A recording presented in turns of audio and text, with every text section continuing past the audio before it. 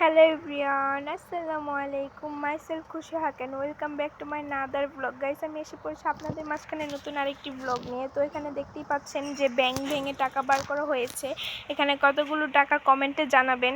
তারপরে আমরা চলে যাই আমাদের দাদুর বাসায়, যেহেতু আমরা ব্যাংক ভেঙে টাকা বার করেছি সেই উদ্দেশ্যেই যাচ্ছিলাম। তো আমরা গরু কিনেছি, আমাদের স্কুলের সামনে দিয়ে যাচ্ছিলাম। তারপরে এইটা হলো আমাদের গরু, কীরকম হয়েছে সবাই কমেন্টে জানাবেন। তারপরে আমার ভাইয়ের ছেলের সাথে কতক্ষণ দুষ্টামানি করতেছিলাম কোলে নিয়ে। আমরা আমার দাদুর বাসায় যাই, দেখি ও আসছে। তারপর এখান থেকে দেখা যায় যে ওখানে ট্রলার দিয়ে গরু নামে, তো ওদের জানলা থেকে দেখা যায়। তো আমি আর ও দাঁড়িয়ে দাঁড়িয়ে দেখতেছিলাম। তারপরে এখানে দুপুরে যেহেতু গিয়েছি, তো আমার কাকিমা বিরিয়ানি রান্না করেছিল, আমার ফুপ্পি খাওয়াই দিচ্ছিল আমাকে।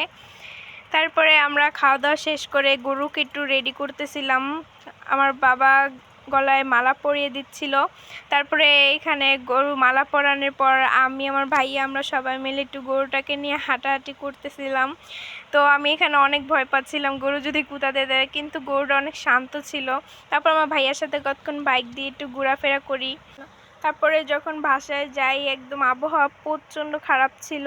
তো আমরা নিচে নামার জন্য পুরো রেডি হয়ে যাই। এখানে কতগুলো গরু নামতেছিল, আর এখানে আবহাওয়া অনেক খারাপ। তো আমরা একটু পরেই নামতাম। তো আমাদের সাথে আমার ভাইয়ার ছেলে ছিল, সেজন্য আমরা একটু তাড়াতাড়ি নেমে যাই। অনেক বাতাস ছিল, সেজন্য নিচে নামার পরে বাতাস এত পরিমাণ ছিল, পুরো আবহাওয়া কালো ছিল, প্রচণ্ড বৃষ্টি নামছিল।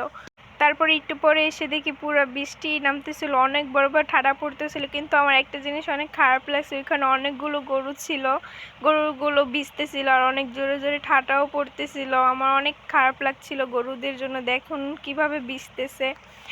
তো ভিডিওটা ছিল এই পর্যন্তই। সবাই ভালো থাকবেন, সুস্থ থাকবেন, আমাকে লাইক অ্যান্ড সাবস্ক্রাইব করে দিবেন। ভিডিওটা ছিল এই পর্যন্ত। আল্লাহ হাফেজ।